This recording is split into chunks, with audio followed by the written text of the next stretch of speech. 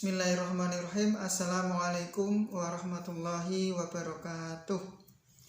Alhamdulillah, marilah kita panjatkan puji syukur kehadirat Allah Subhanahu wa taala yang pada pagi hari ini kita bisa belajar bersama, bisa bermain bersama, bisa menuntut ilmu bersama dalam pelajaran Sejarah Kebudayaan Islam atau SKI.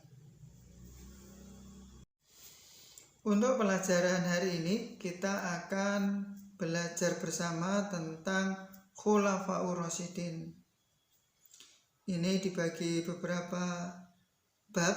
Yang pertama, apa arti Khulafaur Rasyidin? Kemudian siapa saja yang menjadi Khulafaur Rasyidin? Kemudian bagaimana kisah mereka para Khulafaur Rasyidin.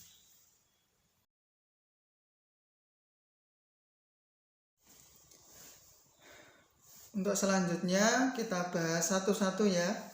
Yang pertama adalah pengertian Khulafaur Rasyidin. Apa sih Khulafaur Rasyidin itu? Khulafaur Rasyidin dua kata. Yang pertama adalah khulafa, yang kedua adalah kata ar-rasyidin. Khulafa itu adalah jamak dari khalifah atau pengganti atau raja atau penguasa. Kemudian kata yang kedua adalah ar-rasyidin atau orang yang mendapatkan petunjuk. Artinya adalah penguasa atau raja atau pengganti yang selalu mendapatkan petunjuk dari Allah Subhanahu wa taala. Yang tentunya ini adalah penerus atau pengganti dari Nabi Muhammad Shallallahu Alaihi Wasallam.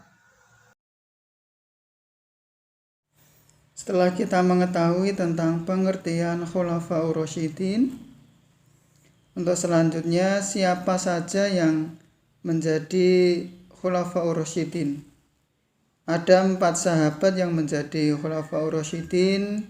Yang pertama yaitu Abu Bakar As-Siddiq, kemudian yang kedua Umar bin Khattab, yang ketiga adalah Utsman bin Affan, dan yang keempat adalah Ali bin Abi Thalib. Selanjutnya kita akan membahas satu persatu. Yang pertama adalah Khalifah Abu Bakar As-Siddiq.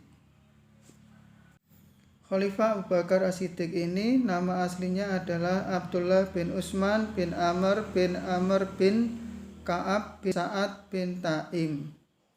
Beliau diberi gelar Atik dan diberi sebutan dengan Abu Bakar. Kemudian dikenal dengan As-Siddiq karena beliau yang membenarkan seluruh apa yang terjadi pada diri Rasulullah Shallallahu Alaihi Wasallam. Abu Bakarlah yang menemani Rasulullah Shallallahu Alaihi Wasallam yang hijrah ke Madinah.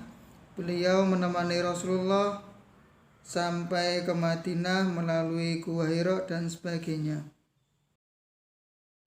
Beliau adalah sahabat yang sangat dermawan, bahkan bisa menginfakkan seluruh hartanya untuk perjuangan Islam. Ketika Rasulullah Shallallahu Alaihi Wasallam beliau wafat, beliau tidak berwasiat tentang siapa yang akan menggantikan Rasulullah Shallallahu Alaihi Wasallam, karena beliau menyerahkan semuanya kepada musyawarah umat Islam. Setelah Nabi Muhammad Shallallahu Alaihi Wasallam wafat, berkumpullah kaum Muhajirin dan Ansor di Madinah untuk bermusyawarah siapa yang akan dibaiat menjadi khalifah. Kaum Ansor menginginkan bahwa yang menjadi khalifah adalah dari kalangan mereka, sedangkan dari Muhajirin juga menghendaki untuk menjadi khalifah dari kalangan mereka. Terjadilah perdebatan di antara mereka. Ketika itu Abu Bakar berdiri dan berpidato bahwa soal khalifah merupakan hak bagi kaum Quraisy. bahwa kaum Quraisy telah masuk Islam.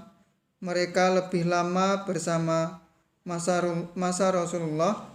Dalam Al-Quran juga selalu didahulukan oleh orang Quraisy atau orang Muhajirin. Setelah dimusyawarahkan bersama, akhirnya Khalifah Abu Bakar As-Siddiq dibaiat atau disumpah untuk menjadi pemimpin umat Islam.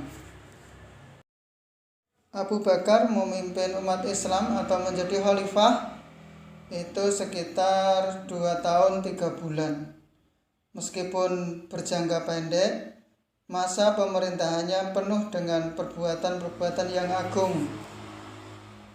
Ada beberapa kejadian pada awal-awal pemerintahan Abu Bakar. Yang pertama adalah terjadinya pemberontakan dari bangsa-bangsa Arab. Mereka tidak mau membayar zakat, tidak mau membayar upeti, dan sebagainya. Selain memerangi bangsa Arab yang tidak mau membayar zakat lagi, Abu Bakar juga memerangi nabi-nabi palsu. Ada beberapa nabi palsu, yang terkenal adalah Musailamah Al-Kadzab. Selain memerangi nabi-nabi palsu, Abu Bakar juga memperluas daerah kekuasaannya. Dia memperluas sampai ke Persia, berperang dengan orang-orang Persia sampai daerah Irak dan sekitarnya. Pada masa Khalifah Abu Bakar, Al-Quran juga mulai dibukukan atau dikumpulkan atas inisiatif dari Umar bin Khattab. Akhir hayatnya, Abu Bakar menunjuk khalifah, yaitu Umar bin Khattab, agar tidak terjadi perselisihan di antara umat Islam. Demikian untuk kisah yang pertama atau khalifah pertama, yaitu Abu Bakar As-Siddiq.